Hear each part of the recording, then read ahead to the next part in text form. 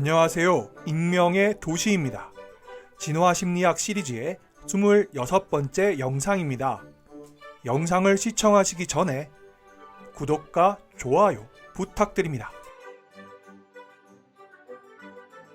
지난 영상에서 인간의 연애와 결혼에 대해 사회 심리학적 관점에 대해 주로 설명했고, 진화 심리학의 관점에서 몇몇 이슈에 대해 이야기했습니다. 오늘은 인간의 연애와 결혼에 대한 진화 심리학적 관점에 대해 본격적으로 설명하겠습니다. 지난 영상에서 설명한 것처럼 장기적인 쌍결합이 분명한 진화적 이익을 낳는다면 인간은 쌍결합의 발달과 유지를 촉진시키는 특수한 심리적, 생물학적 형질을 발달시켜 왔으리라고 쉽게 예상할 수 있습니다. 한 이론에 따르면 인간의 짝짓기 행동은 뚜렷하게 구분되는 세 가지 감정체계, 성욕, 매혹, 애착을 따르고, 해당 행동과 관련된 감정들은 일련의 고유한 신경활동을 통해 지배된다고 가정합니다. 첫째, 성욕체계는 개인에게 성적 기회를 찾아내도록 촉구하는 감정이며 주로 뇌 안에 에스트로겐 및 안드로겐과 관련이 있습니다. 둘째, 매혹체계는 개인이 특정한 짝에게 주의력을 집중하게 하고 목표 대상과의 감정적 결합을 갈망하게 만들며 뇌 안에 높은 도파민, 노르에피네프린 수치, 그리고 낮은 세로토닌 수치와 관련이 있습니다. 셋째, 애착체계는 가까운 거리 유지, 편안함과 안도감, 정서적 의존의 감정을 통해 구분할 수 있으며 옥시토신, 바소프레신과 관련이 있습니다. 사랑에 깊이 빠진 사람들에게 파트너를 떠올리게 한 뒤 뇌를 스캔하면 남성과 여성 모두 보상과 관련된 뇌 영역이 활성화되는 반면에 지인을 생각할 때는 이 영역이 활성화되지 않습니다. 세 가지 감정체계 중 애착체계에 대해서 한 연구에 의하면 자식을 기를 수 있도록 부모의 결합을 유지하는 적응적 문제를 해결하기 위해 애착이란 심리기제가 진화했다는 것입니다. 반려자와 함께 있을 때 느끼는 안전함과 서로 떨어져 있을 때 느끼는 외로움, 그리고 분리되었을 때 함께 있고 싶은 욕망은 모두 애착체계의 감정적 인장으로 사람들이 헌신적인 관계 안에 남을 수 있게 해줍니다. 옥시토시 호르몬은 어머니와 유아, 그리고 연애관계의 애착 형성에 중심적인 역할을 하는데, 이는 생애의 모든 단계에서 애착을 촉진시키는 기능을 하는 기제가 존재한다는 것을 시사합니다. 또한 사랑의 감정이 상대에 대한 헌신을 촉진합니다. 연구에 의하면 사랑과 헌신을 연결하는 두 가지 심리 기제가 있습니다. 첫째, 사랑의 경험은 개인이 자신의 친밀한 반려자에게 접근하도록 부추기고 그 결과 다른 매력적인 파트너에게서 떨어뜨려 놓습니다. 두 번째, 다양한 형태의 사랑 표현, 예를 들어 상대에게 사랑한다고 말하거나 도움과 지원을 제공하거나 상대의 눈을 바라보며 미소 짓는 표현은 당신이 현재의 파트너에게 헌신하고 있다는 의미를 전달해서 개인 간의 결합을 더욱 강화합니다. 이를 검증한 연구에서 여러 부부의 양측 개인에게 관계에 대해 몇 가지 질문을 하고 실험실에서 부부의 상호작용을 녹화했습니다. 상대를 많이 사랑한다고 응답한 개인들은 또한 상대를 더 많이 욕망한다고 보고했으며, 그들의 관계에서 상대적으로 더 큰 행복을 느꼈고 상대와 더 오랜 시간을 물리적으로 함께 보내고 상대와 상호작용하는 동안 여러 독특한 행동을 했습니다. 또한 이들은 파트너와 대화하는 동안 고개를 끄덕이며 동의를 표하고 미소를 보이는 일이 상당히 많은 것으로 관찰되었습니다. 이 두 가지 비언어적 표현, 고개를 끄덕이며 동의를 표하고 미소를 보내는 것은 개인 간의 긍정적인 상호작용과 연관된 비의지적 행동으로 파트너와 타인에게 중요한 정보를 전달합니다. 실제로 연구자들은 낯선 평가자 집단에게 소리가 녹음되지 않은 부부간의 상호작용 영상을 보여주었을 때 평가자들은 사랑을 드러내는 비언어적 표현이 나타나는 것만으로 어떤 이들이 파트너를 더 사랑하는지 정확히 알아봤습니다. 따라서 친밀한 개인들은 상호작용을 하는 동안 상대가 드러내는 비언어적 행동을 관찰함으로써 서로에게 느끼는 사랑의 양을 판독할 수 있는 듯합니다. 이는 사랑하는 관계를 식별하는 능력은 말하자면 사회적 본성의 자연적인 양상이라고 보는 견해의 예비적 증거라고 할 수 있습니다. 사랑은 높은 수준의 헌신과 연관된 개인 간의 행동 및 자기 보고와 상관관계가 있으며 사랑과 헌신을 드러내는 생물학적 표지가 존재할 확률도 높습니다. 이와 관련하여 다수의 여성을 대상으로 한 연구에서 여성들로 하여금 사랑 또는 열정적으로 긍정적인 감정 경험을 이야기한 뒤에 그들의 혈중 옥시토신 수치를 측정했습니다. 이미 언급한 것처럼 옥시토신은 헌신 그리고 장기적인 쌍결합과 관련이 있습니다. 옥시토신이 분비되면 만족감을 느끼고 불안감이 감소하고 짝 주변에서 평온함과 안전함을 느끼게 됩니다.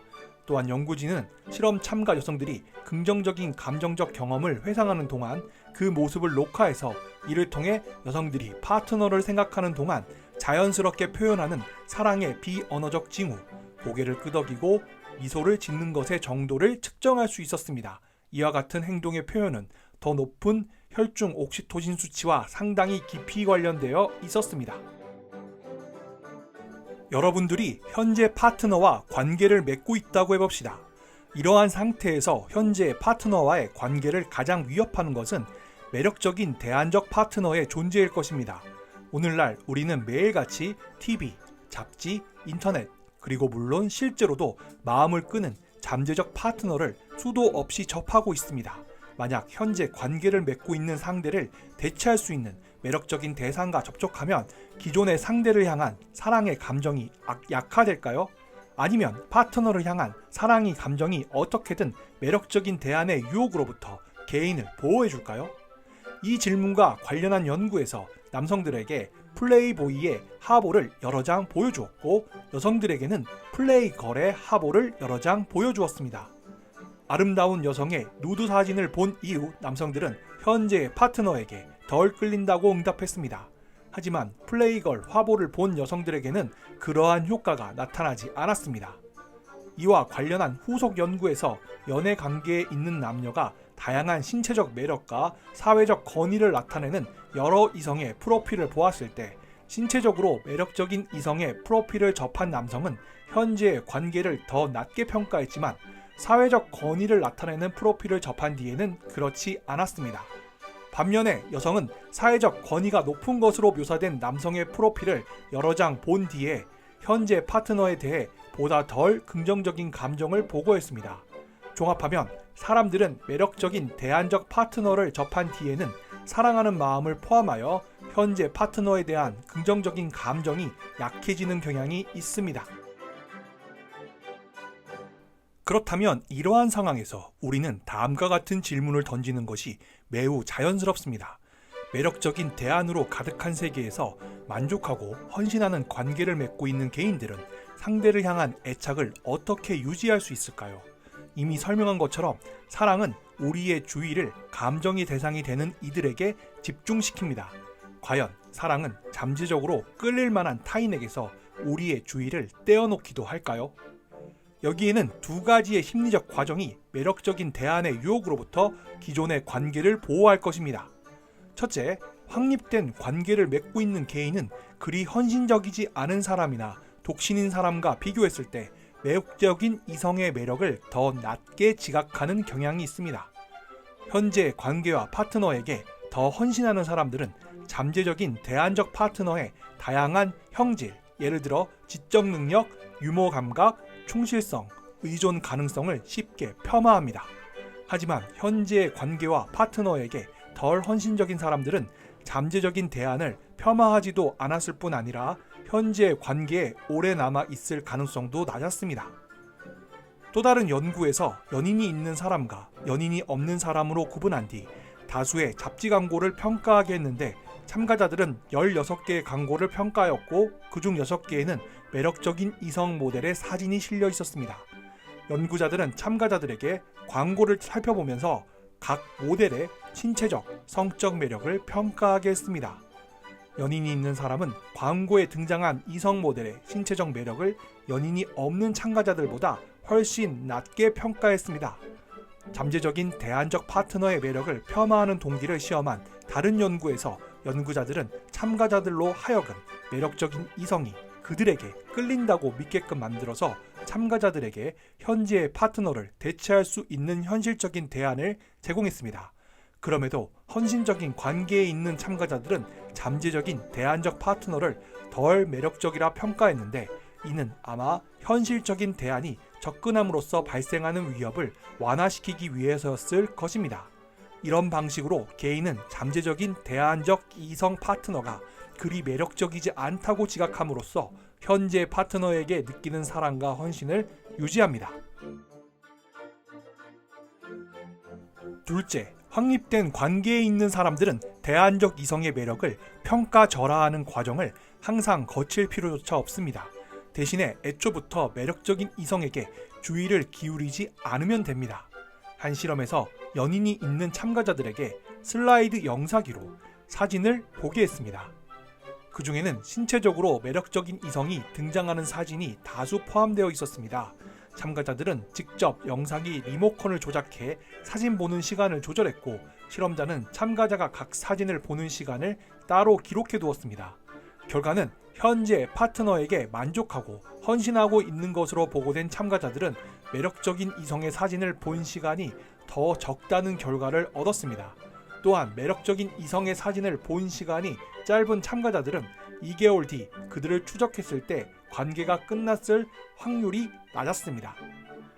또 다른 연구에서는 파트너를 향한 사랑의 감정이 상대적으로 강하면 매력적인 대안적 파트너에 대해 떠오를 수 있는 감정과 사고가 억제된다는 것을 밝혀냈습니다.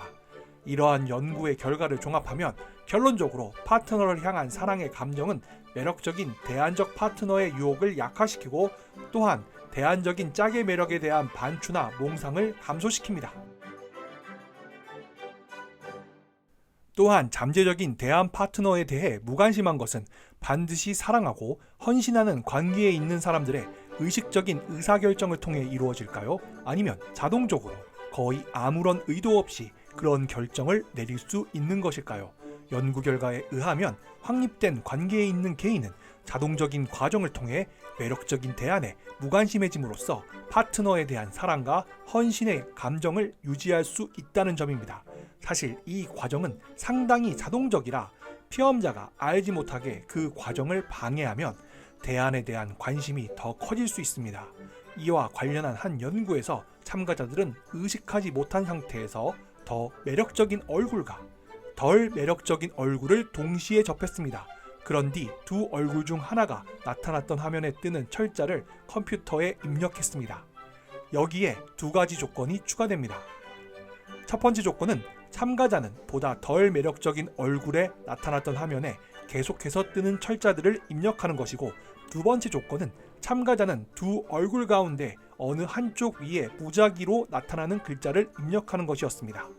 다음으로 참가자들은 현재 관계에 만족하고 헌신하는 정도와 성적 부정에 대한 전반적인 태도를 밝혔습니다. 이 실험의 결과를 제시하면 첫 번째 조건의 참가자들은 현재 관계에 대해서는 보다 낮은 만족감과 헌신을, 배우자의 부정에 대해서는 보다 긍정적인 태도를 보고했고 매력적인 얼굴을 더 잘 기억했습니다. 이 실험이 의미하는 것은 대안에 기울일 수 있는 주의력을 암암리에 제어하면 개인은 다름 아닌 바로 그 매력적인 대안에 더 큰 주의를 기울이는 동시에 그 대안을 더 잘 기억하며 또한 자신의 관계에 대한 평가도 나빠집니다. 그리고 주의력에 아무런 방해를 받지 않고 매력적인 타인을 면밀하게 살펴볼 시간이 주어질 때 애착 관계에 있는 여성들은 자신이 접한 매력적인 얼굴을 기억하면서도 그 얼굴을 실제보다 덜 매력적으로 기억한다는 것입니다. 이 연구들은 우리의 마음속에는 가능성 있는 대안 앞에서 기존의 연애관계를 유지하고 고취하도록 설계된 복잡한 인지 과정이 진화했다는 것을 보여주고 있습니다. 지금까지 성공적으로 짝을 유지하기 위해서 개인이 다른 대체자를 유혹하지 않아야 한다는 것을 설명하였습니다. 그러나 이것으로는 충분하지 않습니다. 그것은 바로 자신의 파트너에게 매력적인 대체자가 나타났을 때 짝을 유지하기 위한 전략이 필요하다는 것입니다. 가령 남성과 여성은 자신의 번식 성공에 도움을 얻기 위해 상대로부터 각자 다른 자질을 찾습니다. 남성은 사춘기부터 노년에 이르기까지 정자 생산이 가능하지만 여성의 난자 수는 제한적이라 수정이 가능한 기간은 국한되어 있고, 생식력은 20대 중반의 정점에 이르러 이후 40대 후반에 결국 사라질 때까지 시간이 지나면서 크게 하락합니다. 따라서 더 나이 든 여성보다는 더 젊은 여성이 번식면에서 더 높은 가치가 있습니다. 또한 높은 생식력과 연관된 신체적 특질, 예를 들면 낮은 허리대 엉덩이 비율은 보편적으로 남성에게 매력적으로 평가받기 때문에 신체적 매력은 여성이 가진 짝 가치의 또 다른 요소가 됩니다. 더 어리고 신체적으로 더 매력적인 여성은 높은 생식력 때문에 더욱 탐낼 만한 짝이지만 그만큼 짝 외의 섹스 또는 현재의 파트너와의 이별을 부추기는 짝 밀렵꾼이 되기도 합니다. 짝 가치가 높은 여성과 결혼한 남성은 따라서 짝 유지 행동에 더 많은 시간을 쏟을 것입니다. 다른 면에서는 장기적 파트너로서의 남성의 짝 가치는 대개 현재의 관계와 짝에게 외부 자원을 제공하는 그들의 능력과 의지에 달려 있습니다. 많은 자원을 보유하거나 자원 습득 능력을 갖고 있고 그 자원을 기꺼이 나누고자 하는 남성은 짝으로서 더 탐날만하고 다른 여성의 짝 밀렵의 목표물이 될 수 있습니다. 따라서 자원이 많은 남성과 결혼한 여성은 짝 유지 행동에 더 많은 시간을 쏟을 것입니다. 이와 관련한 연구에서 부부 107쌍의 표본을 통해 이 가설을 검증했습니다. 연구자들은 서로 다른 짝 보호 행동을 포함해서 파트너의 짝 지각과 혼인 관계에 대한 만족도와 관련된 다양한 항목을 사용해서 참가자들을 평가했습니다. 전반적으로 남성은 여성에 비해 자원 과실을 짝 유지 전술로 더 많이 활용하는 반면에 여성은 남성에 비해 외모 향상을 짝 유지 전술로 더 많이 활용한다는 것입니다. 중요한 점은 남성의 짝 유지 전술의 활용이 파트너의 신체적 매력과 어린 나이에 대한 남성의 지각과 강하게 연관되어 있는 반면에 여성의 짝 유지 행동은 남편의 수입 그리고 남편이 보고한 그의 지위 추구 행동과 양의 상관관계가 있었고 반면에 남성의 짝 유지 행동은 아내 수입이나 지위 추구 행동과는 관련이 없었습니다. 질투의 경험은 가치 있는 관계를 가상의 또는 실제의 경쟁자에게 잠재적으로 빼앗겨서 발생하는 부정적인 감정적 경험으로 짝 유지 행동의 실제적 시행과 밀접한 관계가 있습니다. 이와 관련하여 진화의 역사에 걸쳐 침입자를 경계하는 개인들은 침입자를 그다지 염려하지 않은 이들에 비해 번식에 더 큰 성공을 거두었을 것입니다. 만일 질투가 인간관계의 진화에 중요한 역할을 해왔다면 인간의 보편적인 감정으로 자리 잡았을 것입니다. 게다가 남성과 여성이 느끼는 질투의 빈도와 강도는 그리 다르지 않아서 질투는 양성 모두에게 관계와 파트너를 보호하는 역할을 해왔다고 추론할 수 있습니다. 하지만 남성과 여성의 질투 경험에는 차이가 있습니다. 이 차이는 남녀가 가진 관계 목표의 차이와 깔끔하게 맞아떨어집니다. 여성은 자녀의 어머니가 실제로 자신이라는 것을 확신할 수 있지만 남성은 자신이 아버지라는 것을 확신할 수 없습니다. 부성, 불확실성 때문에 남성은 반려자의 성적 부정을 드러내는 단서에 더욱 민감해지고 반려자에게 친근하게 대하거나 추파를 던지는 경쟁자를 더 많이 경계하게 됩니다.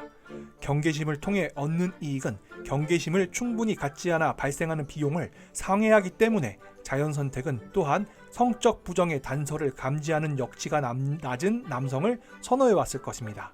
반면 여성에게 모성 불확실성은 문제가 아니었지만 의존성이 높은 자식을 기르는데 필요한 자원을 확보하는 것은 조상 여성에게 어려운 임무였을 것입니다.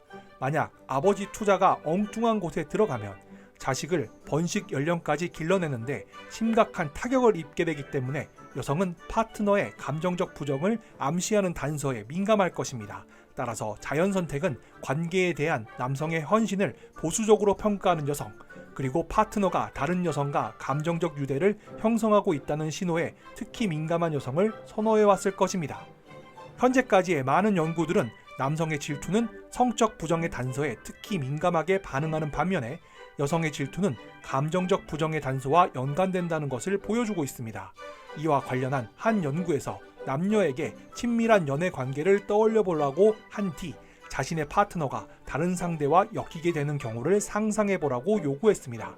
어떤 종류의 관계가 그들을 가장 괴롭히는지 묻자 남성은 파트너가 다른 사람과 열정적으로 섹스를 즐기는 경우를 선택했고 반면에 여성은 파트너가 다른 사람에게 깊은 감정적 애착을 갖게 되는 경우를 선택했습니다. 이 효과의 기본적인 패턴은 남성의 경우 감정적 부정보다는 성적 부정을 상상했을 때 피부 전기 활동과 맥박이 상승하고 EMG 활동을 통해 측정한 이마를 찡그릴 때 사용하는 근육인 추미근의 근육 긴장이 크게 증가했으며 여성의 패턴은 그와 반대로 나타났습니다. 또한 남성은 여성보다 성적 부정을 용서하는 데 더 큰 어려움을 겪는다고 보고했으며 남성은 파트너의 감정적 부정보다는 성적 부정이 벌어진 이후에 관계를 끝낼 가능성이 높고 여성은 파트너의 감정적 부정 이후에 관계를 끝낼 가능성이 더 높다고 보고했습니다. 나아가 비교 문화 연구를 통해 얻은 증거에 따르면 남편은 아내가 성적 부정을 저질렀을 때 아내와 이혼할 가능성이 높지만 남편이 비슷한 행동을 했을 때 아내가 남편과 이혼할 확률은 그보다 낮았습니다. 이는 남성의 관계 목표는 타인의 자녀가 아니라 자신의 자녀에게 자원을 돌리는 것에 초점이 맞춰져 있고 여성의 관계 목표는 자식에게 돌릴 수 있는 자원을 확보하는 데 초점이 맞춰져 있기 때문입니다. 이번 영상을 포함한 지난 2개의 영상에서 사랑은 친밀한 개인들을 결속시키고 상대적으로 오랫동안 그 결속을 유지하게 돕는 헌신 장치라는 것을 보여주고 있습니다.